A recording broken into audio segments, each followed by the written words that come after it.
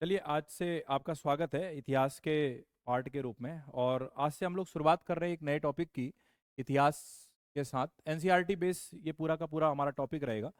मैं इसको ऑफलाइन कक्षाओं के माध्यम से आप लोगों को प्रेषित कर रहा हूँ, और साथ ही साथ में यूट्यूब पे भी इनकी वीडियो को अपलोड करा जाएगा। तो इस तरह से कहीं ना कहीं मेरा मुख्य उद्देश्य ये रहेगा कि आपको ये समझाया जाए कि आखिर इतिहास को कैसे पढ़ा जाए, कैसे समझा जाए, इतिहास किन बातों को सरोकार करती है। अभी हमारा जो इतिहास का टॉपिक चल रहा है वो कहीं ना कहीं हम लोग आधुनिक भारत के इतिहास पर लेकर के चर्चा लेकर के चल रहे हैं। और आधुनिक भारत के इतिहास का जो स्वरूप है उसे अलग अलग लोग अलग अलग तरीके से पढ़ते हैं, इतिहासकार अलग अलग तरीके से उसे डिफाइन करते हैं। कोई 1857 से लेकर के 1947 तक इसे पढ़ाने का काम करता है, तो कोई उसे यूरोपीय कंपनीज का भारत में आगमन से लेकर के आपका 1947 तक पढ़ाने का प्रयास करता है। हम इन सारी चीजों को पढ़ने से पहले यह बात समझने का प्रयास करेंगे कि आखिर जो इतिहास है और जिसे हम आधुनिक भारत का इतिहास कहते हैं, उस इतिहास की भी कोई एक संवैधानिक विकास यात्रा होगी। उस इतिहास को भी अगर मैं समझने समझाने का प्रयास करूं तो वो इतिहास भी किसी नियम और कानून पर आधारित होगा। चाहे वो नियम जनता की भलाई के लिए ना हो, चाहे वो नियम किसी को रेगुलेट करने के लिए आए, लेकिन ऐसे कुछ नियमों का गठजोड़ हमें इस इतिहास में देखने को मिलेगा। तो मेरा यह मानना है कि हम इतिहास को शुरू करने से पहले, जो इतिहास है इसे शुरू करने से पहले, मैं आपको पर्टिकुलर उस इतिहास के संवैधानिक विकास यात्रा का मंथन करवाता हूं, जिसके आधार पर उस समय की जो व्यवस्थाएं होंगी, राजनीतिक व्यवस्थाएं कह लीजिए, या संवैधानिक जो व्यवस्थाएं होंगी, या ये कह लीजिए नियम और कानूनों का जो उनका दस्तावेज होगा, वो हमें समझ में आ जाए। तो इस प्रकार से हमारी विकास यात्रा, संवैधानिक विकास यात्रा का पहलू मैं आप लोगों से चर्चा का विषय रखूंगा। इसमें अगर देखा जाए तो स्पेशली जो ये बैच है वो उत्तराखंड पीसीएस है, उत्तर प्रदेश पीसीएस जैसे परीक्षाएं हैं, साथ ही साथ में लोअर पीसीएस है, आपका क्या कहते हैं आरओ आरओ जैसी परीक्षाएं हैं। मैं मोटे शब्दों में अगर आपको समझाऊं तो इसके अंतर्गत हम कहीं ना कहीं आपका 4200 ग्रेड पे से ऊपर की जॉब पर चर्चा करेंगे। और साथ ही साथ में देखा जाए तो आप तो परीक्षाओं में देखने को मिल ही रहा है, कनिष्ठ सहायक की परीक्षा में आपको इस प्रकार के क्वेश्चन देखने को मिले, आपका पटवारी की परीक्षाओं में भी पॉलिटिकल साइंस के गहराई वाले कुछ क्वेश्चन से देखने को मिले। तो मेरा मानना है कि हमें यहाँ पर अपनी जीएस को मजबूत बनाना चाहिए, और हमारी अगर जीएस मजबूत बनेगी तो फिर आप इन सारे पैटर्न के पेपर को आप हैंडल कर लेंगे, इसे देख लेंगे, समझ जाएंगे और मेंटेन करेंगे। तो चर्चा का विषय हम लोग संवैधानिक विकास यात्रा से लेकर के चलते हैं, और संवैधानिक विकास यात्रा को मैं आपको समझाने का प्रयास करता हूं कि आखिर यह जो संवैधानिक विकास यात्रा थी अंग्रेजी शासनकाल के दौरान में किस तरह से बनी। अगर मैं एक छोटा सा आप लोगों से क्वेश्चन पूछूं, तो आप लोगों ने सुना होगा, पढ़ा भी होगा कि 1600 ईस्वी का चार्टर एक्ट है, 1600 ईस्वी का चार्टर एक्ट। और इसी पर अगर मैं एक प्रश्न बना दूं कि अंग्रेजी सरकार का भारतीय पृष्ठभूमि पर क्या कभी उसके द्वारा लिखित दस्तावेज का कानून बनाया गया या नहीं बनाया गया। प्रश्न है मेरा कि अंग्रेजी सरकार के द्वारा क्या भारतीय पृष्ठभूमि पर कोई लिखित दस्तावेज का कोई कानून बना या किसी प्रकार का उसने नियम बनाया। वो बनाया तो वो कहाँ था, वो किस आपका भाग, किस व्यवस्था के अंतर्गत शामिल था। तो इन सारे प्रश्नों को हम इसमें खोजने का प्रयास करेंगे।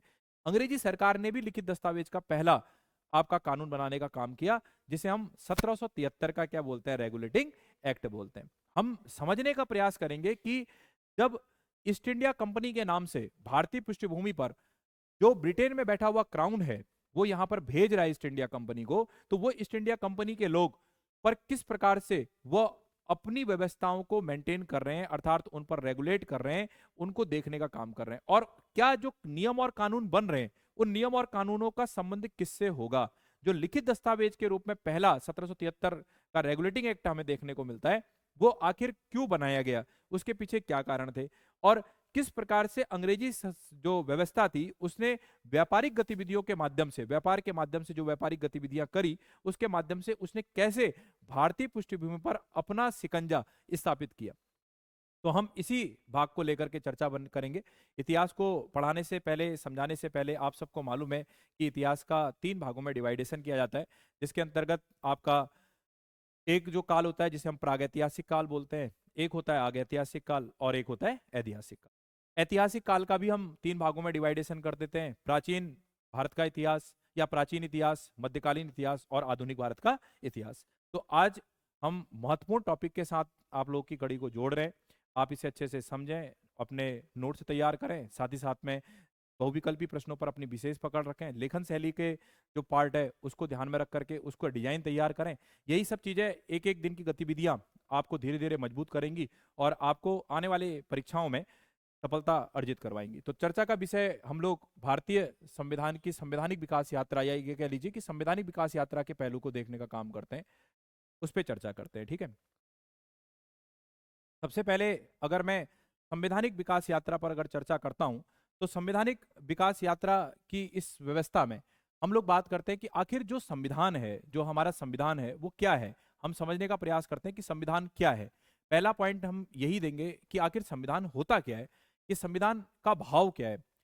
और जब सीधी सी बात है, हमारा टॉपिक ही है संवैधानिक विकास यात्रा, तो हम सबसे पहले संविधान को समझने का प्रयास करते हैं कि ये संविधान होता क्या है। अब दूसरा पॉइंट है कि इस संविधान का महत्व क्या है, इसकी इंपोर्टेंसी क्या है, इंपोर्टेंस क्या है, उसको समझने का प्रयास करते हैं। और फिर उसके बाद हम तीसरे वाले पर बात करेंगे कि आखिर संविधान के चरण क्या हैं, क्या क्या चरण के रूप में अंग्रेजी सरकार की हुकूमत हमारे देश में अपनी व्यवस्थाओं को लेकर के आई, उस पर चर्चा करेंगे। और फिर हम इन चरणों का क्या करेंगे, विस्तार करेंगे। तो इस तरह से हम बुलेट पॉइंट के रूप में इन टॉपिकों को समझने का प्रयास करेंगे। तो संवैधानिक विकास यात्रा में सबसे पहले हम संविधान क्या है, इसको समझने का प्रयास करते हैं। आइए, तो मैं अगर बात करता हूं कि संविधान क्या है, अगर इस पर मैं आपको इंडिकेट करता हूं, तो एक पॉइंट निकल करके आया कि संविधान जो है वो नियमों और उपनियमों का एक ऐसा लिखित दस्तावेज होता है जिसके आधार पर सरकार का संचालन होता है। तो हमने बड़ी क्लियरिटी पॉइंट के रूप में एक चीज समझने का प्रयास किया कि संविधान जो है नियम और उपनियम का एक ऐसा लिखित दस्तावेज है जिसके आधार पर सरकार जो है, सरकार का संचालन चलता है। तो वहीं दूसरा पॉइंट हमने देखा कि सरकार जो है राज्य में स्थापना करती है इसके माध्यम से विधायिका, कार्यपालिका और न्यायपालिका। तो ये कार्यपालिका, विधायिका और न्यायपालिका जो है वो जनता और राज्य के बीच में क्या क्या स्थापित करते हैं, संबंध को स्थापित करते हैं। आज हम भारत में, आजाद भारत में बैठे पड़े हैं, हमारे देश का भी एक संविधान है और वो संविधान एक लिखित संविधान है। और लिखित संविधान के आधार पर वो नियम और उपनियम का एक ऐसा दस्तावेज है जिसके आधार पर सरकार चल रही है। जिसके आधार पर क्या चल रही है, सरकार चल रही है। आज भी जो संविधान है उसने राज्य में स्थापना की है आपका विधायिका की, कार्यपालिका की और न्यायपालिका की। आप सब जानते हो विधायिका क्या करती है, विधि का निर्माण करती है। कार्यपालिका क्या करती है, विधि का क्रियान्वयन करती है। और न्यायपालिका क्या करती है, विवादों का निपटारा करती है। ये हम अच्छे से समझते हैं।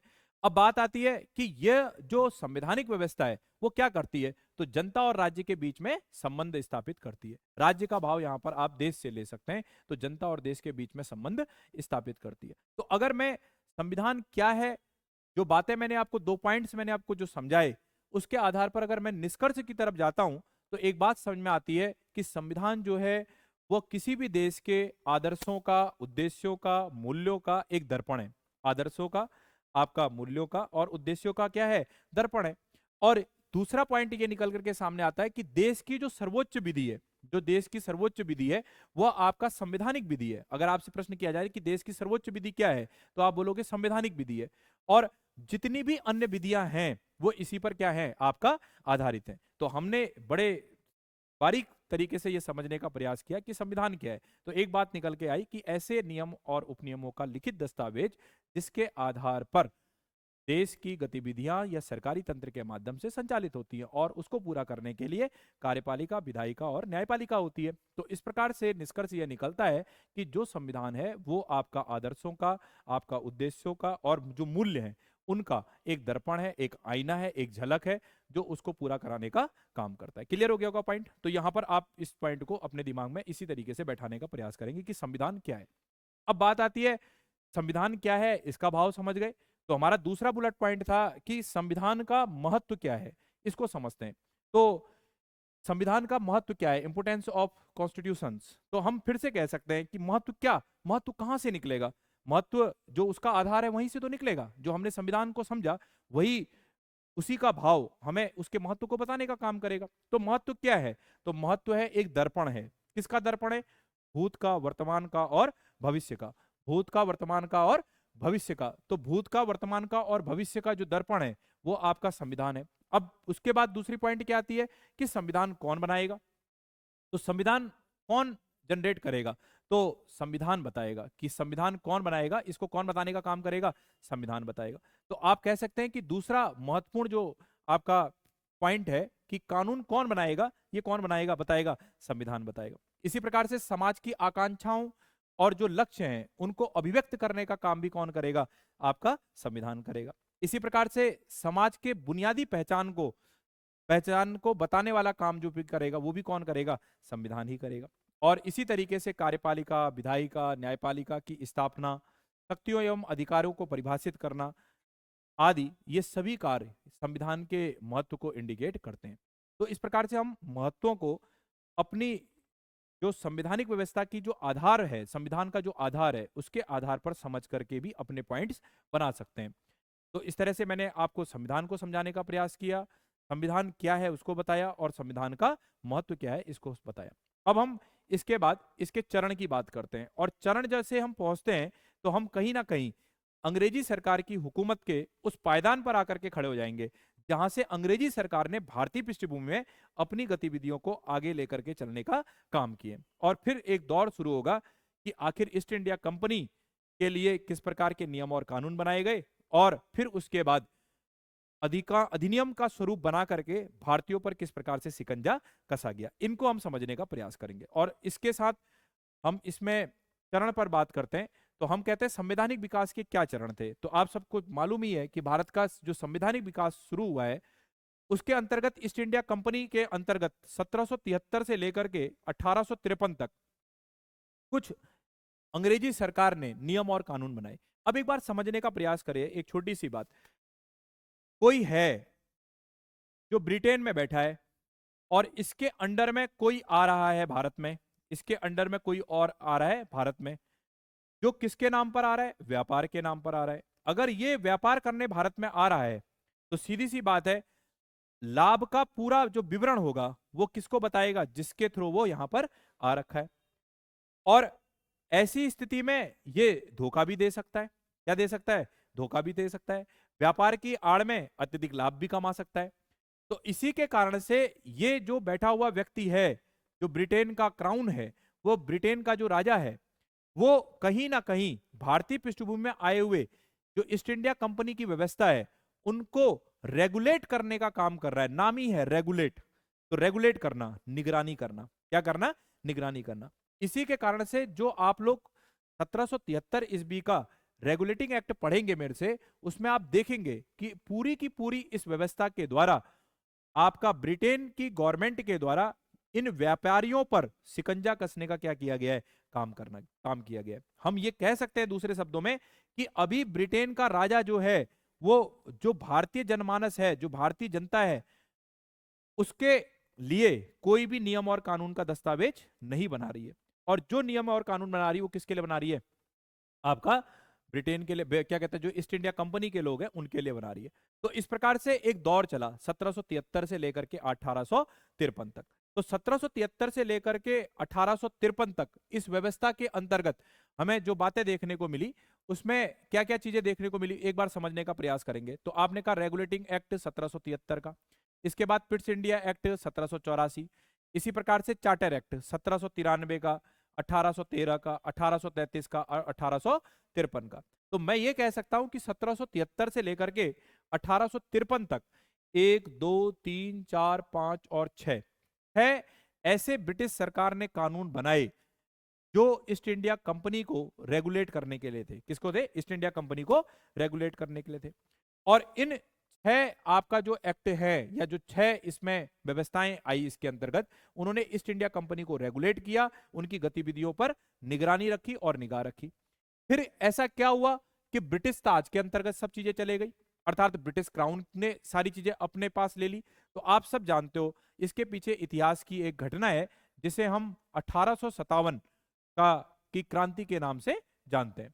1857 की क्रांति इतिहास में एक अद्वितीय घटना है, और इस अद्वितीय घटना ने अंग्रेजी सरकार को यह सोचने पर मजबूर कर दिया कि अब भारतीयों के हितों के लिए उसे किस प्रकार से क्या करना है? काम करना है। तो अंग्रेजी सरकार के लिए कुछ ऐसा भाव 1857 की क्रांति में देखने को मिला जिसके कारण से उन्होंने ईस्ट इंडिया कंपनी की व्यवस्था को समाप्त करवा करके यहां पर एक नई व्यवस्था को जन्म दिलवाया, जिसे हम क्या बोलते हैं?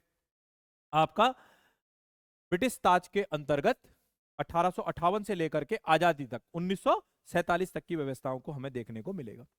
तो आप लोगों ने ये चीज समझने का प्रयास किया। तो रेगुलेट करना है, निगरानी करनी है व्यापारियों पर, इसीलिए ये नियम और कानून का दस्तावेज आया। 1773 का रेगुलेटिंग एक्ट यह पहला लिखित अंग्रेजी सरकार का क्या था, दस्तावेज था, तो भारतीय पृष्ठभूमि पर ईस्ट इंडिया कंपनी के लोगों के लिए क्या हुआ था, लागू हुआ था। तो मेरे ख्याल से आप ये बातें समझ रहे होंगे।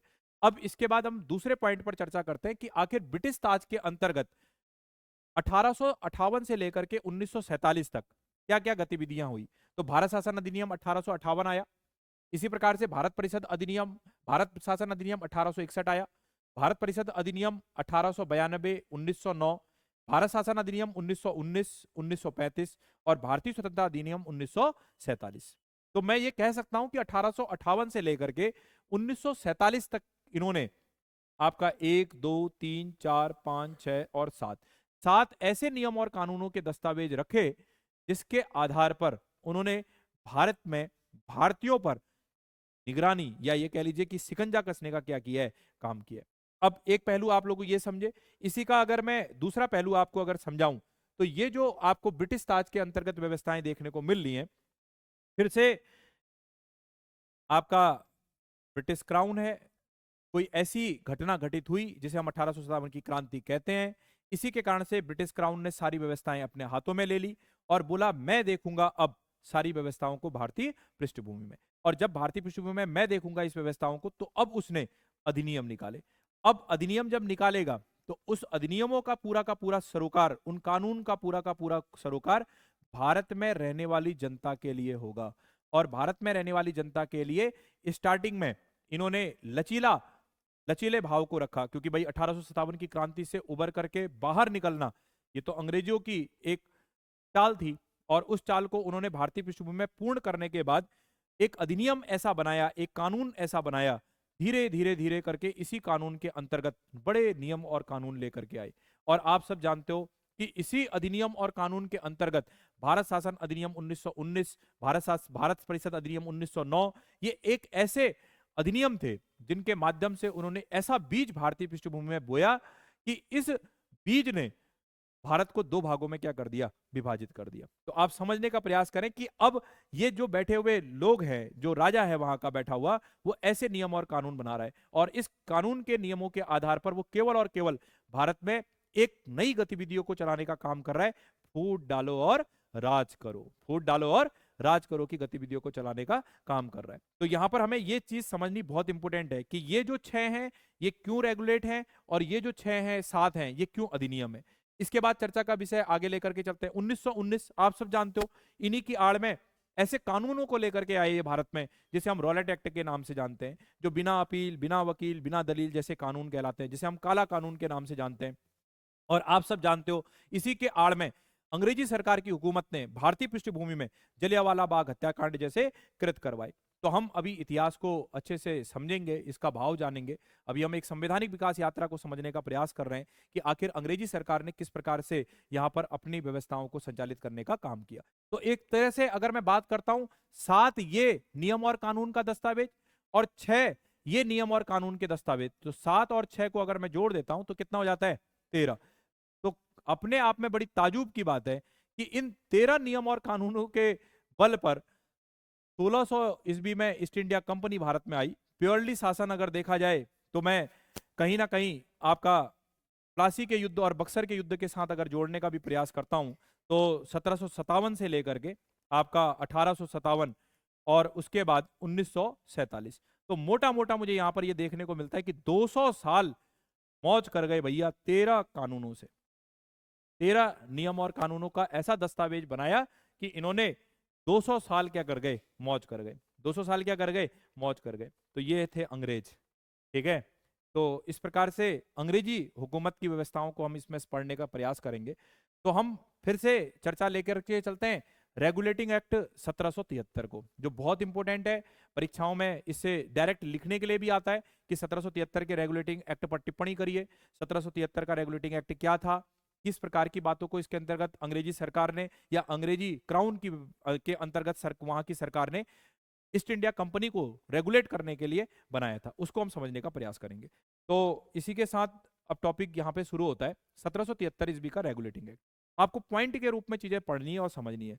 तो 1773 के रेगुलेटिंग एक्ट के द्वारा जो अंग्रेजी सरकार थी अंग्रेजी सरकार ने जो नियम बनाए थे, उस नियमों को मैंने आपको कह रखा कि पहली बार कंपनी के लिए लिखित जो संविधान है उसे क्या किया गया, प्रस्तुत किया गया। और इसका मुख्य उद्देश्य था रेगुलेट करना, निगरानी करना। किसकी निगरानी करना? ईस्ट इंडिया कंपनी के व्यापारी जो लोग हैं उन लोगों की निगरानी करना। अब आपको ये बुलेट पॉइंट जो है अच्छे से ध्यान में रखना है, इनको दिमाग में बैठाना है। यही लेखन शैली में भी आपको यूज करना है। इसी से बहुविकल्पी प्रश्न भी बनेंगे, उनको भी आपको पूरा करना है। तो इस प्रकार से ये चीजें आपको क्या करनी है, सबमिट करनी है। तो क्या कह रहा है कि पहला पॉइंट 1773 ईस्वी का रेगुलेटिंग एक्ट, ये कहा जाता है कि जो बॉम्बई और आपका जो मद्रास का क्षेत्र है, ये बॉम्बई और मद्रास के क्षेत्र को जो कलकत्ता की प्रेसिडेंसी है वो क्या करेगी, अपने नियंत्रण में रखेगी। आप सब जानते हो कि अंग्रेजी सरकार की हुकूमत जब भारत में आई तो उन्होंने अपनी पहली राजधानी कहां बनाई, आपका कलकत्ता बनाई। कलकत्ता के क्षेत्र में उन्होंने रह करके व्यवस्थाओं को आगे बढ़ाया। तो स्टार्टिंग उन्होंने जब करी है तो ऐसी स्थिति में दो मुख्य भाग, एक आपका बॉम्बई और दूसरा आपका मद्रास। तो बम्बई और मद्रास जो प्रेसिडेंसियां होंगी, ये कहा गया कि कलकत्ता प्रेसिडेंसी के नियंत्रण में क्या होंगी, संचालित होंगी। और जो कलकत्ता प्रेसिडेंसी होगी उसके अंतर्गत जिसको बैठाया गया, दूसरा पॉइंट यहां से बन सकता है कि कलकत्ता प्रेसिडेंसी के अंतर्गत जिसको बैठाया गया उसके अंतर्गत आपका गवर्नर जनरल और प्लस 4 सदस्यों वाली एक परिषद बनाई गई।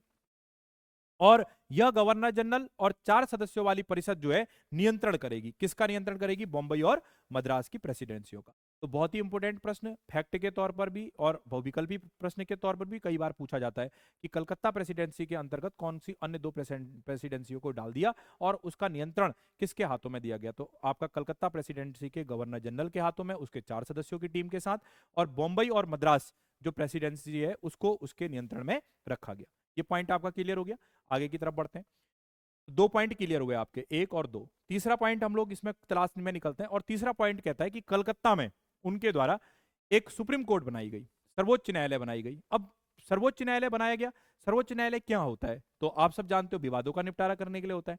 क्या अंग्रेजों के द्वारा बनाया गया ये सर्वोच्च न्यायालय जो विवादों का निपटारा करने के लिए होता है, इसी उद्देश्य के लिए बनाया गया? तो आपको जब अभी पढ़ेंगे और समझेंगे तो आपको ये बात पता चलेगी कि ये केवल और केवल एक ऐसा ढांचा था जिस ढांचे के आधार पर भारतीय जो व्यवस्थाएं थी उस पर क्या करना था, कंट्रोल करना था। उस पर क्या करना था, कंट्रोल करना था। तो फिलहाल कलकत्ता में 1773 के रेगुलेटिंग एक्ट के द्वारा एक सर्वोच्च न्यायालय की स्थापना हुई। बहुत इंपॉर्टेंट आपका इसमें सन पूछता है, तो कब हुई, 1774 में।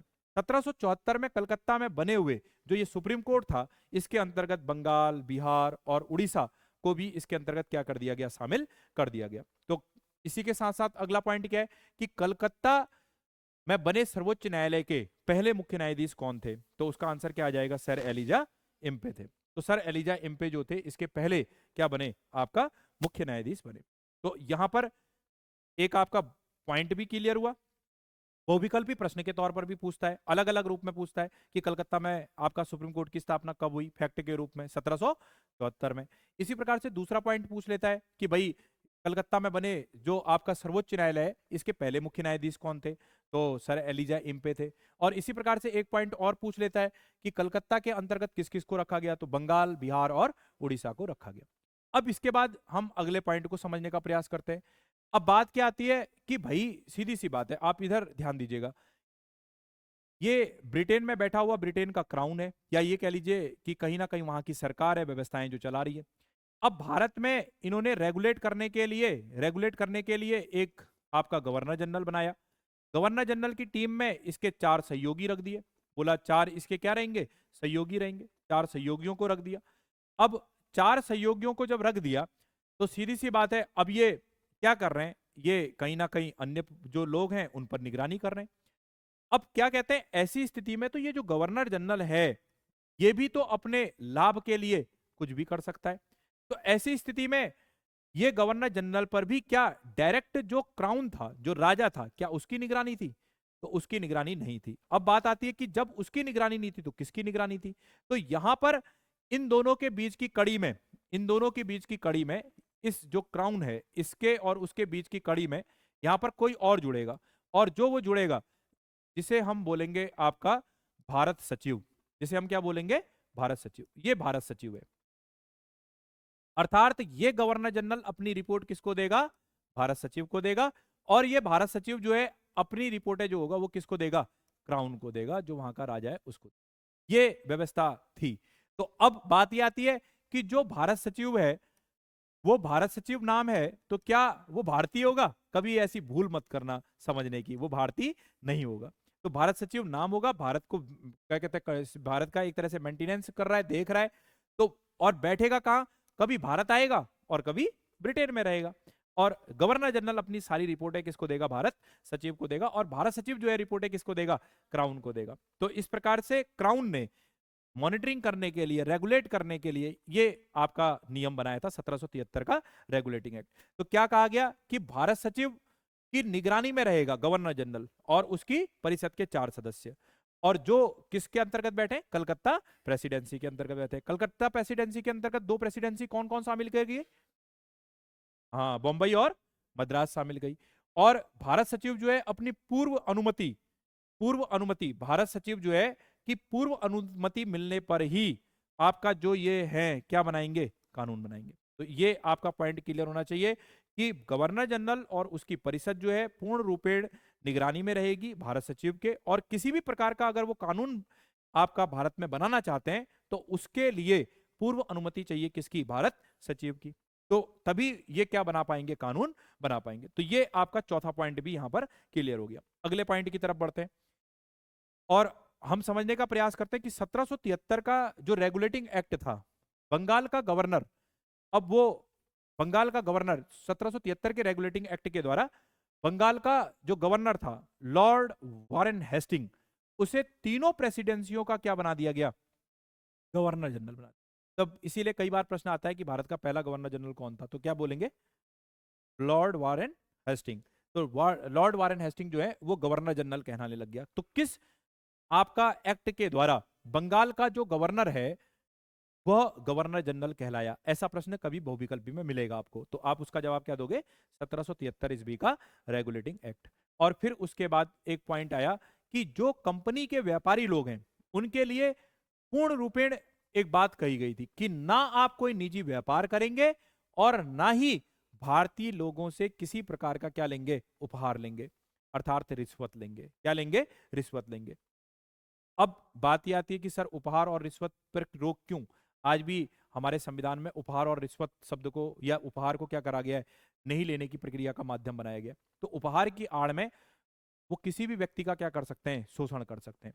अब ये बात ब्रिटेन की सरकार अच्छे से जानती थी कि इस आड़ में वो बहुत सारा धन लाभ भी कमा सकते हैं और वो रेगुलेटिंग के पार्ट से क्या हो सकते हैं? आउट हो सकते हैं। इसीलिए आपका ब्रिटेन की सरकार ने डायरेक्टली कह रखा था कि कोई भी कंपनी का कर्मचारी अपने आप से निजी व्यापार नहीं करेगा। पता चला हमने कुछ दिया है बेचने के लिए और तुम बेचे, हमने बेचने के लिए दिया, तुम क्या कहते हैं ये बेचिए, आपका कपड़े बेचिए, फलाना बेचिए, और तुम उसकी आड़ में क्या कहते हैं तंबाकू बेचने लग गए। ऐसा नहीं होगा, ठीक है? अपना व्यापार चलाने लग गए, बोले इतना तो लेकर के तुम्हारे पास से आए हैं, इतना हम अलग से लेकर के आए हैं, कस्टम का कट कर रहे हैं वो।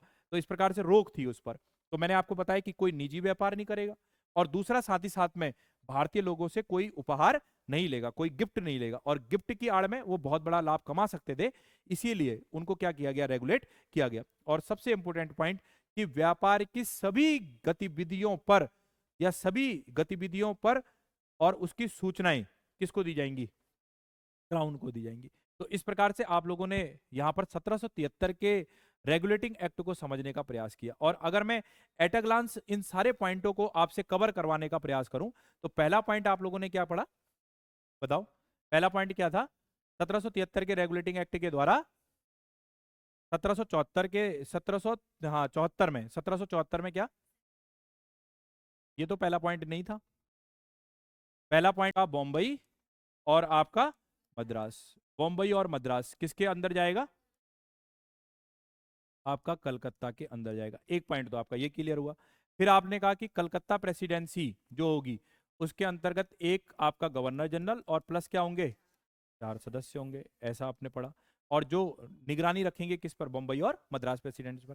तीसरा पॉइंट आप लोगों ने पढ़ा कि एक क्या होगी? बोलो बोलो। आपका सुप्रीम कोर्ट होगी। सुप्रीम कोर्ट की स्थापना 1773 के रेगुलेटिंग 1773 के रेगुलेटिंग एक्ट के माध्यम से 1774 में, बात तो पूरी समझो, 1773 के रेगुलेटिंग एक्ट के माध्यम से 1774 में 1774 में आपका किसकी स्थापना हुई? सुप्रीम कोर्ट की स्थापना हुई। और इस सुप्रीम कोर्ट के अंतर्गत कौन कौन से क्षेत्र रखे गए?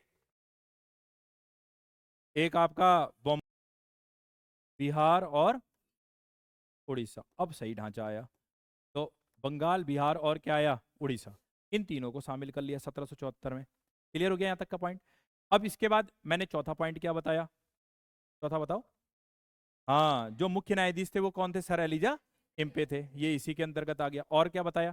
चौथा पॉइंट खोजो। मुख्य सचिव। हाँ, आपने कहा कि जो आपका इंडियन आपका सिक्योरिटी है, मुख्य सचिव है, वो ही गवर्नर जनरल और जो 4 सदस्य हैं उन पर निगरानी रखेगा। जब ये बने बोलेगा तभी क्या बनेगा? कानून बनेगा। इसके बाद पांचवा क्या बताया? यहाँ पे ध्यान दो, पांचवा। हाँ, आपने कहा कि अब जो गवर्नर है वो क्या कहलाएगा? गवर्नर जनरल कहलाएगा। और वॉरेन हेस्टिंग जैसा बना। और उसके बाद सातवां क्या बताया? हाँ, कंपनी का कर्मचारी कोई भी निजी व्यापार नहीं करेगा और भारतीय लोगों से रिश्वत नहीं लेगा। और इसी प्रकार से आठवां क्या बताया?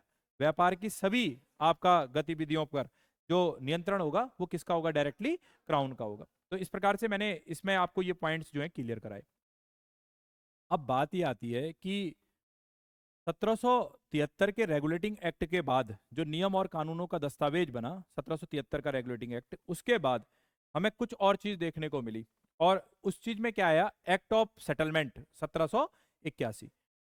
तो 1773 का रेगुलेटिंग एक्ट बनाने के बाद एक्ट ऑफ सेटलमेंट लाया गया। और एक्ट ऑफ सेटलमेंट लाया गया आपका 1781 में। ये एक्ट ऑफ सेटलमेंट क्या था? तो ये एक्ट ऑफ सेटलमेंट था जो कमियां रह गई थी 1773 के रेगुलेटिंग एक्ट में, उन कमियों को दूर करना। उन कमियों को क्या करना? दूर करना। तो कई बार प्रश्न पूछता है कि 1773 के रेगुलेटिंग एक्ट में आने वाली कमियों को दूर करने के लिए आपका अंग्रेजी सरकार के द्वारा एक्ट ऑफ सेटलमेंट कब लाया गया? तो आपका 1781 में लाया गया। 1781 में आए हुए एक्ट ऑफ सेटलमेंट के द्वारा रेगुलेटिंग एक्ट की कमियों को दूर करने के उद्देश्य से लाया गया। पहला पॉइंट आपका ये क्लियर हो गया कि रेगुलेटिंग एक्ट की कमियां क्या की जाएंगी? दूर की जाएंगी।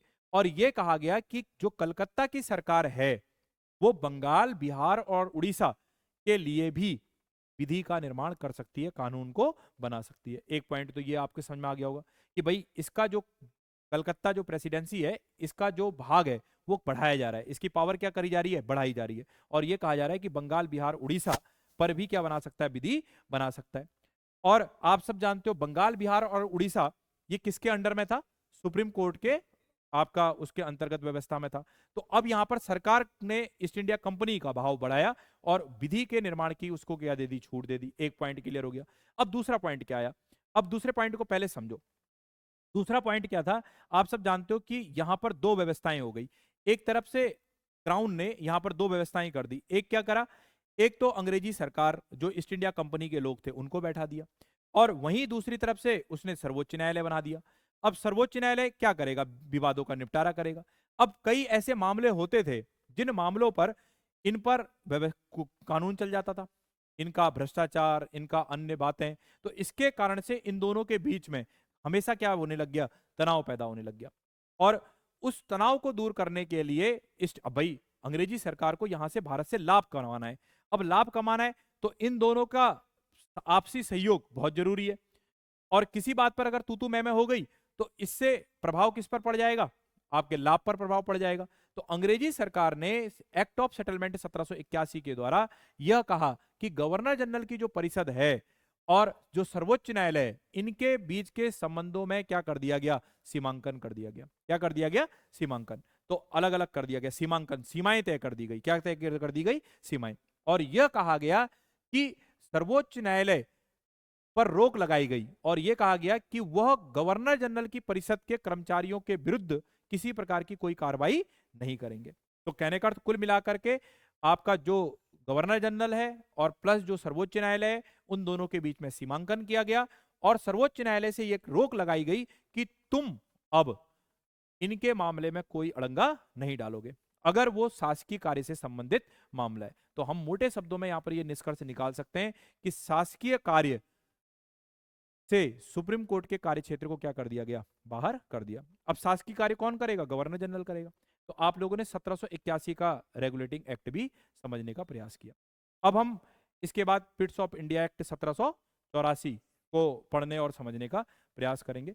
अब एक बार मैं चर्चा का विषय रखता हूं आपसे कि जो बातें अभी मैंने आपको समझाई और जो पढ़ाई, उस पर बहुविकल्पी प्रश्न भी हमें बनता हुआ दिखाई देगा। एक बार उसको समझने का प्रयास करते हैं।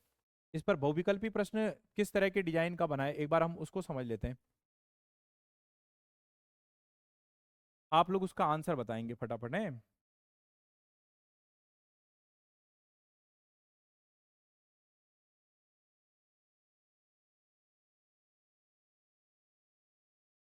ये इससे पहले परीक्षाओं में आया हुआ एक प्रश्न है। हम इस पर इसको समझने का प्रयास करते हैं। आपको जो पढ़ाया गया उसी के माध्यम से इसका उत्तर निकलेगा। इसमें आपसे कह रहा है कि निम्नलिखित में से किस अधिनियम में कलकत्ता में सर्वोच्च आपका न्यायालय की स्थापना का प्रावधान किया गया। Regulating act 1773। अब आप लोग प्रश्न को समझ रहे हैं और उसका उत्तर देने के लिए भी सक्षम हो जा रहे हैं। अब बात आती है कि 1773 के रेगुलेटिंग एक्ट के द्वारा हुआ। अगर मैं आपको यहीं पर दूसरा प्रश्न पूछ लूं कि कलकत्ता में सर्वोच्च न्यायालय की स्थापना कब हुई, हाँ ये पॉइंट आप अपना क्लियर रखेंगे। 1774 में हुई। 1774 में जब आपका सर्वोच्च न्यायालय की स्थापना हुई रेगुलेटिंग एक्ट 1773 के द्वारा, तो यहां पर जो मुख्य न्यायाधीश थे, चीफ आपका जस्टिस जो बने, वो कौन बने? सर एलिजा एम्पे बने। कौन बने? सर एलिजा एम्पे बने। एक प्रश्न और पूछ लेते हैं कि सर्वोच्च न्यायालय के अंतर्गत कौन कौन से क्षेत्र रखे गए? बंगाल, बिहार और उड़ीसा। तो ये भी पॉइंट आपका क्लियर हो गया, बंगाल, बिहार और आपका उड़ीसा, ये आ गया। तो यही मैंने अभी आपको समझाया। आपने देखा कि बहुविकल्पी प्रश्न के अंतर्गत यही बातें बनी है, और इस तरह से आपको और भी कंफ्यूजन कर सकता है। तो एक सही तरीके से पढ़ने से आपको ये पॉइंट से भी क्लियर होते हैं, लेखन शैली भी बनती है, और बहुविकल्पी प्रश्नों पर भी आपकी पकड़ क्या हो जाती है? मजबूत हो जाती है। इसी प्रकार से एक दूसरा क्वेश्चन भी इसमें मुझे बनता हुआ दिखाई दे रहा है, उसको एक बार समझने का प्रयास करते हैं, दूसरे क्वेश्चन को। ठीक है, तो दूसरा क्वेश्चन आपसे क्या कह रहा है उसको एक बार समझेंगे। दूसरा क्वेश्चन ये कह रहा है, दूसरा क्वेश्चन ये कह रहा है कि सर्वोच्च न्यायालय की स्थापना के संबंध में निम्नलिखित में से कौन सा से कथन आपका सही नहीं है। ये आपका पूर्व परीक्षाओं में आया हुआ क्वेश्चन है, यूपीआरओ एआरओ में, और जो मैंने अभी आपको पढ़ाया उसके आधार पर आप इसका उत्तर देंगे कि सर्वोच्च न्यायालय की स्थापना के संबंध में निम्नलिखित में से कौन सा कथन आपका सही नहीं है। पहला ऑप्शन कह रहा है सही है, ऐसा पूछ रहा है। कलकत्ता में सर्वोच्च न्यायालय की स्थापना 1773 के रेगुलेटिंग एक्ट के माध्यम से हुई, पहला पॉइंट। और दूसरा पॉइंट कह रहा है कि लेमेस्टर इस न्यायालय के प्रथम मुख्य न्यायाधीश थे।